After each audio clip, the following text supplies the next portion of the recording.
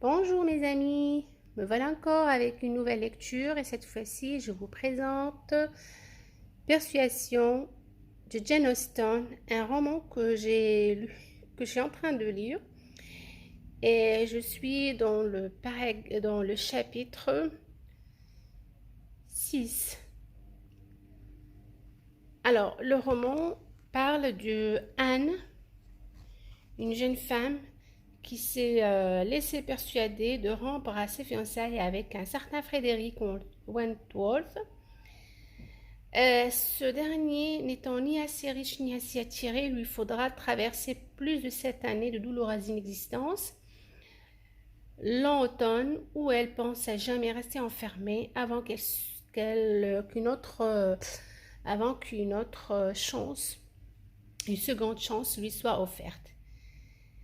Alors, dans la préface, ou pardon, dans le résumé du texte, on dit: c'est ce bonheur inattendu et complet survenant après qu'on l'a cru à jamais perdu, qui fait de Persuasion, dernier roman achevé de Jane Austen, en général jugé comme mélancolique, un livre qui, au contraire, profondément satisfaisant, un rêve d'accomplissement en forme de revanche sur la vie.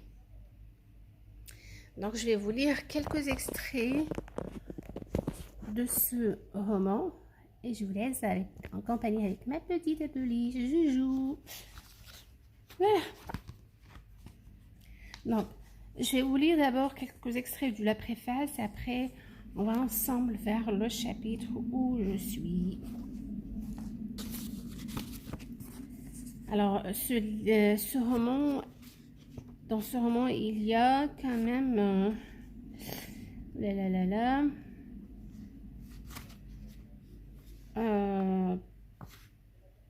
plus de annexes. On voit les annexes. Voilà. Donc, plus de 400 pages. Voilà. La préface. En 1816, alors qu'elle était occupée à écrire Persuasion, Jane Austen voyait s'accumuler autour d'elle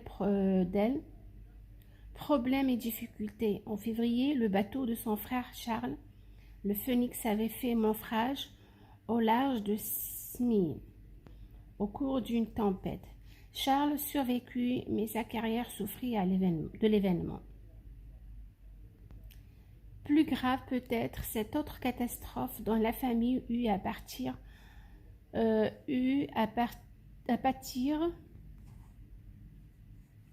Henry Austen, son frère banquier à Londres, fut officiellement déclaré en faillite le 23 mars 1816.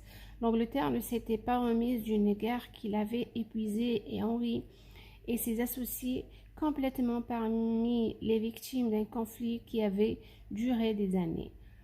Fort heureusement, Jane n'avait placé que 13 livres, une partie de bénéfice de la première édition de Parc de Mansfield, dans la banque d'Henrietta Street, et c'est là tout ce qu'elle perdit. Mais à la suite de la faillite, Henry fut arrêté. Le versement de 50 livres sterling qui, depuis la mort de leur père en 1805, contribuait à rendre plus aisée la vie des femmes de la famille, Madame Austen l'avoue dans une lettre à sa belle-sœur. Dans ces circonstances, son humeur était plutôt sombre. L'étrange est plein à déborder, écrivait-elle à sa nièce Caroline. Les routes sont dégoûtantes. Nos murs sont humides et nous souhaitons que chacun de ces mauvais jours soit le dernier. L'hiver était long, le climat affligeant. C'est vers cette époque qu'elle commence à souffrir du mal qui va l'emporter, et le livre qu'elle écrit la plonge dans un état de grande tension. En juin, alors qu'elle est sur le point de le terminer, elle est en proie à une crise de fièvre bilieuse. C'est en ces termes qu'elle en parle et elle se plaint d'avoir mal au dos. Si l'on en croit sa sœur Cassandra, C'est en août 1815 que Persuasion fut commencé et le 6 août 1816 qu'il fut terminé. Il fut publié de façon posthume. James Edward, dans les mémoires qu'il écrivit sur sa tante, donne à peu près les mêmes dates et raconte de façon légèrement inexacte les derniers épisodes de la rédaction de Persuasion. Ma tante avait fini son roman dès le mois de juillet. Dans cette première version, les deux héros se fiançaient aussi une deuxième fois, mais tout se passait différemment. Donc les deux fiancés, c'est bien évidemment Anne Elliot et Frédéric Wentworth. Se fiançaient aussi une deuxième fois, mais tout se passait différemment et la scène se déroulait chez l'amiral Croft. Ma tante trouvait cela fade et ennuyeux et tenait à faire mieux. Cette question la tracassait d'autant plus. C'est probable qu'elle était en mauvaise santé et en un soir très déprimée, elle se retira même pour aller se reposer. Dès le lendemain matin, nous la vîmes d'humeur plus joyeuse. Elle avait retrouvé son inspiration, son énergie, son imagination. C'est que le sommeil aidant Jane Austen avait découvert le moyen de faire mieux. Elle supprima le chapitre qui lui déplaisait tant et le remplaça par deux autres chapitres totalement différents.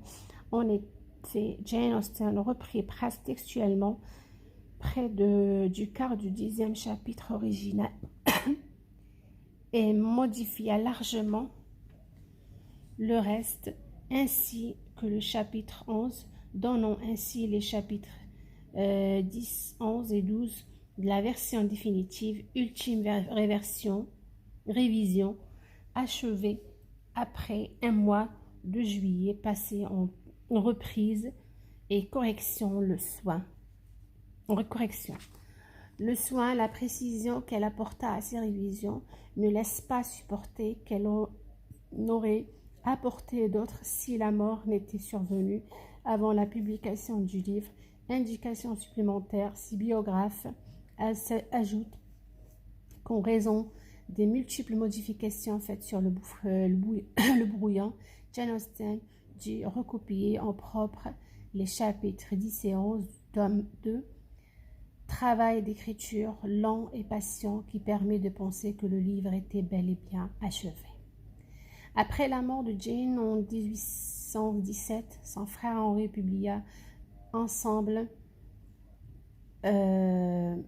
chez Murray Persuasion et l'abbaye de Northanger, dont il avait racheté les droits. À l'origine, le livre était intitulé Suzanne. Malgré la révision faite par Jane Austen, Gillespie, son éditeur, tardait à le publier. Il est d'ailleurs possible que le titre Persuasion, autour duquel la critique a élaboré tant d'études. Voyons dans ce mot, si souvent employé au cours du moment, son ambiguïté longuement exploitée de le centre et le but d'une démonstration n'ait pas été choisi par Jane Austen, mais qu'il soit posthume comme celui de Sandition. D'aucuns affirment même qu'en mars 1817, encore, Jane et Cassandra étaient occupées à discuter des mérites d'un titre tel Les Iliotes, l'abbaye de Northanger et Persuasion sont de longueur à peu près égale.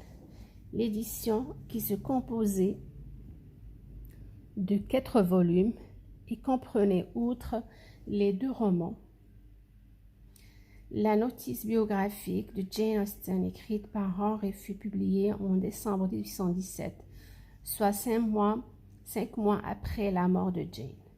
2 articles parurent en 1750, exemplaires qu'imprime à Murray se revendirent pourtant vite et bien, une réussite sans précédent, puisque les ouvrages rapportèrent le profond record en 515 livres sterling,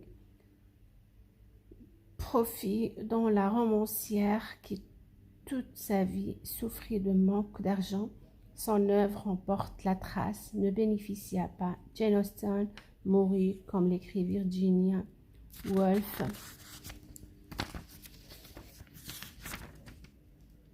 reprenons les mots de Jane Edward, au moment même où elle commençait à croire en son propre succès et surtout à gagner de l'argent.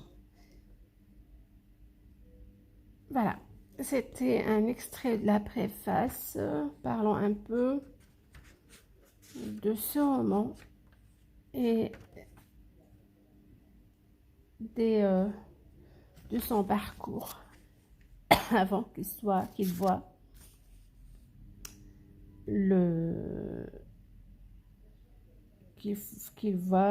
comment dire,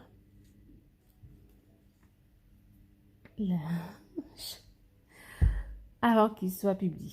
Voilà. Qu'il voit lumière. Oh là là là là. Qu'il voit lumière. Voilà, voilà.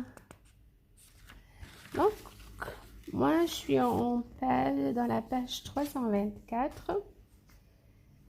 Donc, voilà, je vous lirai donc quelques extraits ou bien la fin de ce roman. On le lira ensemble dans nos prochains ou dans mes prochains vidéos. Bonne soirée.